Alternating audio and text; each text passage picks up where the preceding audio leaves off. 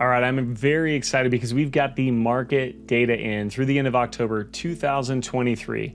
And if you're a buyer or seller, or even just sitting on the sidelines wondering if you should be a buyer or seller, here's the top 3 things you need to know that are happening in this market right now. Number 1, inventory is flat month over month.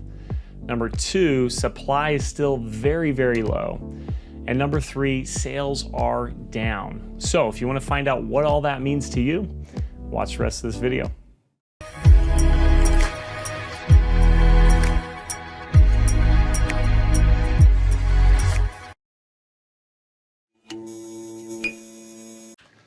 All right, so let's get into it. The first thing we talked about was inventory is flat month over month. I'm going to zoom in here a little bit on this data. This red line, for a reminder, is showing you the active listings. And it's actually relative to the solds and pendings for the month. So the first thing we talked about is inventory is flat month over month. We ended September with 902 active listings, and we've ended October with 897 active listings. So essentially, we haven't really changed at all in regard to that. Even though we've seen demand go down a little bit. The closed units was 400 in October. In September, we had 457. Pending units in October is 393. In September, we had 445. And for those of you wanting to see this data, if you ever need this data, all you need to do is reach out to us, your favorite, Living Select or City of Trees agent. We'd be happy to share it with you guys. We have this broken down actually for each county, and we even have it broken down by existing and new.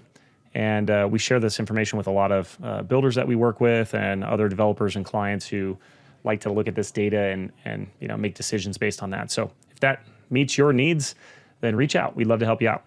So the second thing we talked about was sales being down. I guess that was the third thing. You can see year over year, we're down.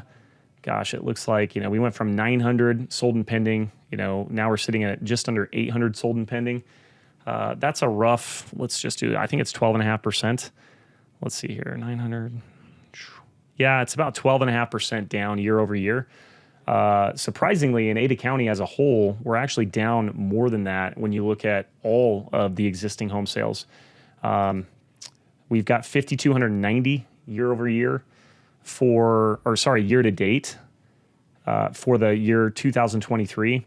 I looked this up for the same exact time frame, so the first 10 months of 2022, and we had 6,894. And again, this is resale only. This does not include new construction, so that's down about 24% year over year.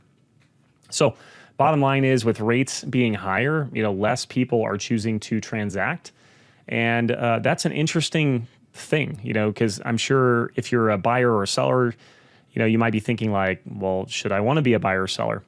Well, let's talk about why you might want to be a seller. The supply still being low. I'm going to zoom in on this number here right now, but the months of inventory in Ada County for existing homes is 2. And a reminder, I say this almost every month, but a balanced market is between 5 and 7 months of supply. If you have more than 7 months supply, that ends up being a buyer's market, because there's more homes than there are buyers. And so those buyers actually get to choose and they get to negotiate. Now, if it's under 5 months supply, it's considered a seller's market. That means there's more buyers than there are sellers. And of course, the sellers get to kind of have their way. They get to negotiate. This market's a little bit unique. So, Mr. and Mrs. Seller, you guys are considering selling. Why would you want to sell in today's market? Well, the first reason is because supply is very low. I think if and when rates go down in the future, that could be 6 months, could be 2 years. We don't really know. But if those rates come down, what I think happens is demand actually goes up. But a lot of that demand is going to be people who need to sell their home. We have so many people sitting on the sidelines right now that are sellers that have maybe a 3 or 4 or 5% interest rate, and they don't want to get a 7 or 7.5% interest rate. So they're just, even though they need to move and they want to move, they're just choosing to hold off as long as they possibly can. So I do think as the rates come down, you're going to see prices go up. So you might be able to get more money, but you're also going to see your competition in terms of inventory start to rise a little bit as well. So that's something to consider. Right now, it might take you a little bit longer to sell your home. And let's be real. The cumulative days on market over the last 12 months is 39. So we're not talking, 6 months of selling your home. I remember when I was selling, 2011, 12, 13, like the average days on market was 150 in some cases, 180. We were preparing our sellers to be on the market for 6 to 12 months. And then you go back 2 or 3 years ago in 2020, 2021, we were preparing our sellers to sell in a weekend and with multiple offers. So it's kind of I don't even want to say it's in between. It's still so much closer to what it was a few years ago than what it was 10 years ago. So that's why you might consider to sell right now. The other reason is, even though you might have to negotiate a little bit as a seller, you're going to be able to negotiate as a buyer too. So the market you sell in, as long as you're buying in the same market, you're getting the same benefits or downsides. So let me give you an example. Let's say if you sell your home and it's listed at $500,000, and you need to give a 5% concession. Maybe you're paying closing costs and you got to fix some repairs or something. That's $25,000. But if you're buying in the same market, you could probably get a similar type of negotiation on the buy side.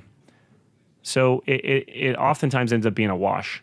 And same with if you're like, let's use the same logic with, well, what if my price goes up? So Chase is only worth 500 grand today, but if I waited 2 years, maybe it's worth 600 grand. The first thing is maybe. The second thing is, let's say you're right and you lost $100,000 of equity. Well, the home you're buying today, if your home went up in 2 years, wouldn't that home go up too? And oftentimes the amount of money you made is, basically a wash because you had to spend it on the new home anyways. So those are things to consider. Let's flip over to the buyer side, right? Chase rates are at 7, 7.25, 7.5, whatever they're at the time I'm watching this video. Why would I want to buy in today's market? Well, I think it's very, very, very much a consensus that if rates come down, and you gotta realize there's a lot of people who want to buy homes today that have not because rates went up. And a lot of those people stopped their buying process back in, late 2021 when rates were hitting 5.5. So if that's the case, or late 2022, excuse me. I mean, I think rates hit 7 actually at the end of 2022. But these people have been on the sidelines for 15, 18, 24 months. If rates start to dip anything significant, you can expect that demand to hit the market and put pressure on pricing. And that pressure will be upwards pressure. So if you were to buy today as a buyer and you get 7 or 7.5 or 8 or whatever the rate is, and then rates came down, I think it's very, very much a safe assumption that your price will go up. So let's use that $500,000 example. You buy today with a 7.25% interest rate. That's what it is right now. It's November 6th while I'm recording this. You buy today with a 7.25% interest rate, and let's say rates go down to 6. That's going to likely put upward pressure on pricing. And if they did come down, you do have the opportunity to pursue a refinance. You need to make sure you're obviously you have a job and you have enough equity to be able to do that. So pricing would have to go up. But if pricing went up, let's say 10%, if rates came down 1.5%, that's a $50,000 upswing. Whereas a refinance might cost you $5,000 to $10,000. So these are things you can talk about with a real estate professional, or you can talk about it with a lending professional. We'd love to set you up and kind of get you an idea of what some of these costs are. My favorite thing to rely on is don't time the market. I've seen so many people who have tried to time the market and they've lost. So how do you not time the market? Well, you answer 2 questions. Do I have a good enough reason to buy or sell? If that answer is yes, then you need to answer the second question, which is, can I afford it?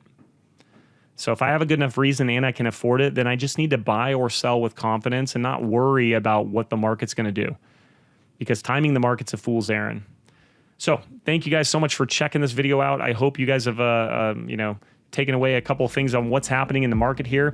If you have questions, you can always reach out, and have a wonderful, wonderful holiday season. We'll see you next month.